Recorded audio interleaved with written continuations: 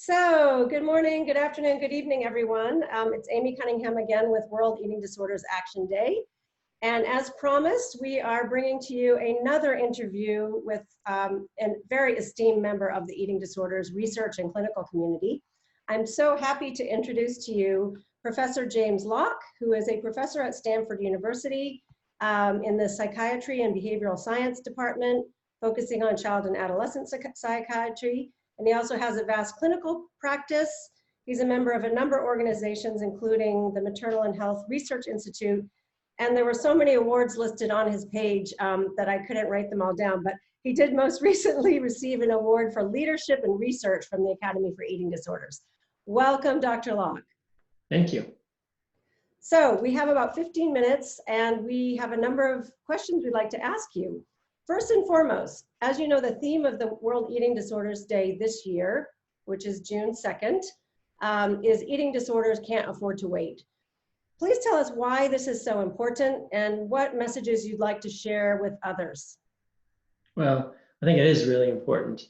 For me, who mostly treats kids, adolescents mostly, but the opportunities to change the course and trajectory of their lives that early on makes it really important to act now and act with clarity and certainty to get things moving in the right direction. So I believe that because of the population I work with. But the second reason is because eating disorders still have been on the periphery of a lot of mental health concerns, and it needs to get better acknowledged as a central and prevailing problem that we haven't focused on enough, either from a research or clinical perspective in the broader field of psychology and psychiatry.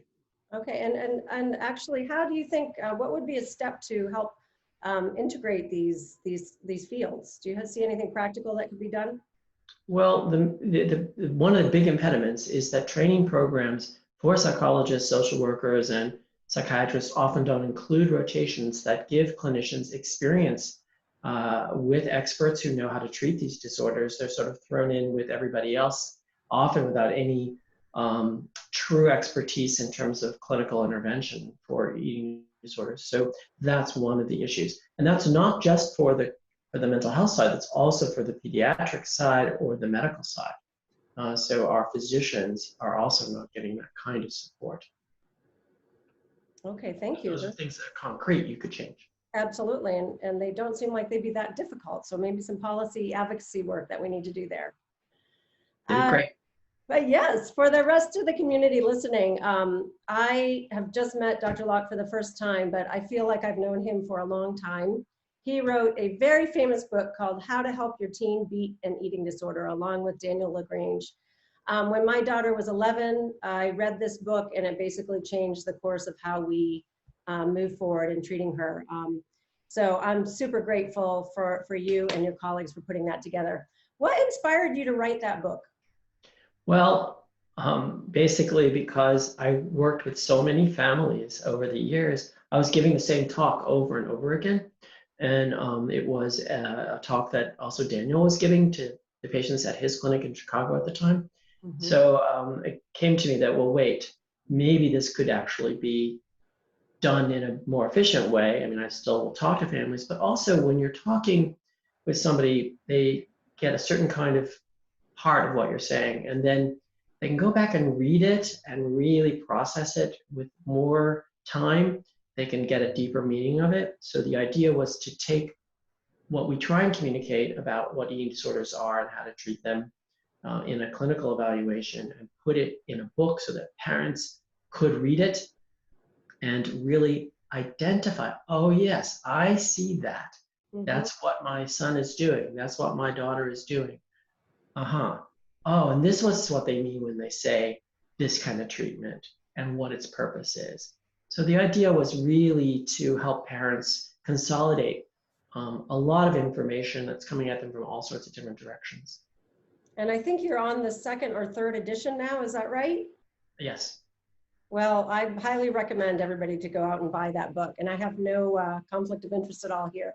This is a great book, and I like the way that you put together kind of the research for folks who think they know it all and also practical for people who can just walk step by step through the the treatment that you propose. That book has been translated into about 8 languages. Wow. Okay. So it's being used globally, Great. including Chinese, Mandarin. And interestingly, with World Eating Disorders Day, we're just a collective. We're just a bunch of few people who got together and had an idea. China is very active on the site, and other Asian countries as well. So clearly we have problems all across the globe. We do. Next question I wanted to ask you, Dr. Locke, what shifts in discourses around eating disorders have you observed over the years? Well, the major shift, at least from my perspective, there are 2. The first is that families are being viewed in a positive, helpful light, much more than they were certainly when I was in training, and certainly all during the first maybe 10 years of my professional career. Families were often excluded and blamed, and that really has changed for a lot of people, right? That's something that is a huge shift. And that means now kids and practitioners have a resource that they before weren't getting to access, their own families, which we depend on for every other illness, really. And we know that all of us need our families and use our families to support us. And so that was a huge shift. The other shift, I think, has been a focus on younger patients, that the field had focused mostly on adults and on people who had been ill for a long period of time, specifically anorexia, rather than the early younger patients, the 10 to 17, 18-year-olds. And that shift is a big shift as well, because that's when the eating disorders, all of them symptoms begin to onset. So focusing in that area allows you much better opportunity to intervene effectively. As it is with any illness, if you get it earlier, you're going to have a much better chance of changing recovery. So those are the big shifts that I've seen. Could I ask you about the kind of shift split around male, female, and even LGBTQ people, because we're sort of getting a lot of new research around these areas. People used to think eating disorders were just wealthy, kind of spoiled, rich white girls. Yes. And that's changed a lot. Yeah, because people are aware now about eating disorders in ways that they weren't before. More people are.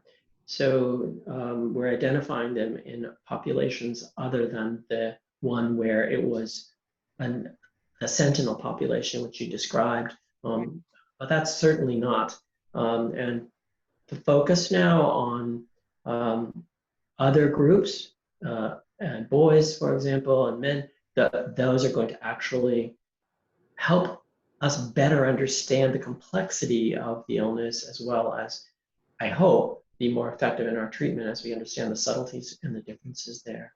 But yeah, that's another great piece of progress, that people are not seeing this illness as just an exclusive thing that people choose, that it's a privileged person's disease.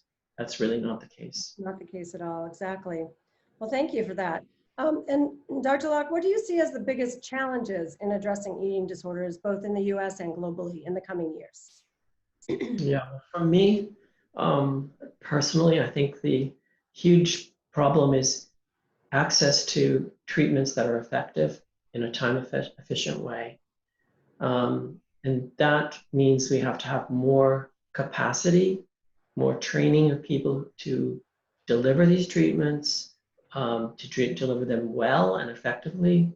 And that means strategies to scale up people's expertise and systems of care's abilities to manage these problems. We just haven't done it. And we're way behind in eating disorders in that field in terms of scaling up. We have some technologies.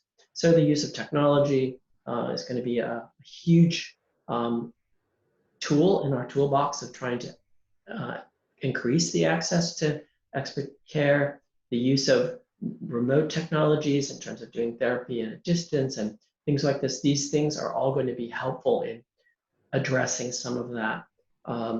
So those are some of the things that I think are, that to me, those are the biggest thing. The other thing is to continue the sort of understanding about the biology of these illnesses, that these are not illnesses of choice or of fashion. These are driven by risks that come to certain people from a biological point of view, and that in the wrong situation, the environment will trigger the illness to be able to come out and develop. Just like you can have a vulnerability for diabetes, but if you're in a certain kind of country with a certain kind of diet, you won't have that risk. You're in a different kind of country, that risk now can be expressed and you'll develop diabetes. So this process is one that we need to better understand the biology of the illness itself, both its risk or treatment. And Dr. Locke, what kind of research are you working on right now? Well, so many interesting things. I have a team of people that are so exciting to work with. We're doing a study on trying to improve outcomes in FBT. As you know, we get recovery in about half, but there's another group that don't respond very quickly, and that they end up not doing well. And so we're trying to develop a new treatment. We have developed a new treatment that helps those families to figure out how to move forward now effectively, so to get the same outcome. And we're testing that in a large randomized clinical trial with UCSF and Daniel Lagrange's group. That's one of the studies. One question about that, just for folks who might not know all the details, could you describe a little bit about FBT? Yeah, family-based treatment is fundamentally a treatment which sees the family as the opportunity for helping support behavioral change in their children. And that changing the restrained eating and exercise or other kinds of behaviors, purging if that's present, changing those behaviors in the environment in which people are living, their home, and when they're safe enough to go to school and so forth, that's the environment in which the behaviors can be changed and generalized. If you're in a hospital or you're in a day program or something like that, that's not the real world. And when you learn something there, it's hard to generalize from there. Some people can, but most people don't generalize very well from those learning experiences. So at home, families learn what their resources are as a family to support helping their child manage the behaviors that they're struggling with, and eating enough and decreasing exercise or purging or whatever different things might be there.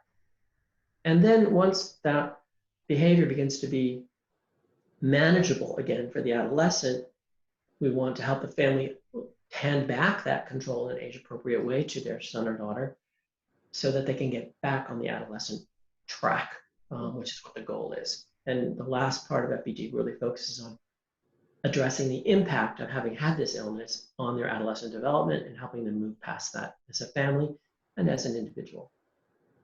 That's really helpful, and it's very exciting about the group that are maybe having some challenges. A lot of times families say, oh, I can't do that. It's too hard. I can't do FBT.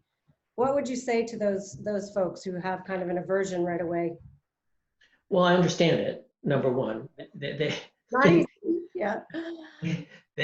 have tried often to change the behaviors and they've got a lot of pushback, and they're often not used to that kind of pushback from their son or daughter who has anorexia or bulimia, because they've usually been pretty good kids, and so they're not used to having to manage behaviors like this, and it's very out of sync with their idea of parenting and so on. What I try and help them understand, though, is that the illness is such that it's really changing the adolescent's capacity to manage these things very effectively. And it's actually, anorexia is such an awful illness when you have it. It's so self-punishing and so self-critical that even though all those things sound harsh, the internal dialogue, the internal self-criticism, the negativity and fault-finding that anorexia brings to people, and bulimia too, is so awful that by taking that away, you actually are giving them sort of permission to have a little room, a little compassion for themselves. You're taking the heat of anorexia instead of your son or daughter. The second thing I try to help them understand is that, gosh, this is not a low-risk thing. This is so serious. You cannot risk not intervening. And I often give the analogy of if your son or daughter was drinking a glass of whiskey before school every day because it made them feel better and they were less anxious, well, they would stop that. Oh, yes. No question. If they were sneaking around still getting it, they'd get in there and change that. This is even much worse than that. And so I try and help contextualize it. Often I also try and remind them that one of the reasons they feel like they failed is they haven't had much confidence or support around their decision making. And that's what the professional helps them think through. Doesn't tell them what to do, but helps them support their own decision making and staying with it when it's hard. Because sometimes it's hard.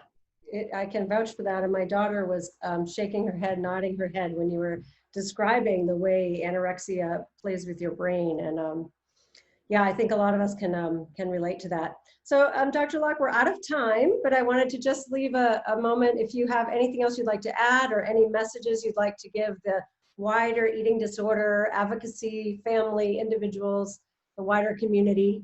Well, I would like to say that I think that, despite all the stuff we still need to do, the things that we have now, we have effective treatments, CBT and FBT and IPT, for example, are effective treatments for bulimia and anorexia. That's exciting. We have tools that are at our disposal now that can be really helpful for an awful lot of people. And we also have an advocacy group of parents and of families that are no longer in the closet. They're out there saying, we demand something different. And the more we get that moving, the more opportunity for getting the resources we need to make kind of changes that you asked me about at the beginning will be there. So I'm a very optimistic kind of guy generally, but I do see really good reasons for optimism too. I don't think it's just a sunny side kind of guy. Yeah, I can completely relate to that. And I think that's one of the reasons we started, well, it is one of the reasons we started World ED Day. Just, it seemed like something positive, that there were so many good stories to tell and that we need hope and we need advocacy for change to make these things move even faster. So thank you for what you do. I appreciate it from where I sit. Thank you very much, and you're most welcome.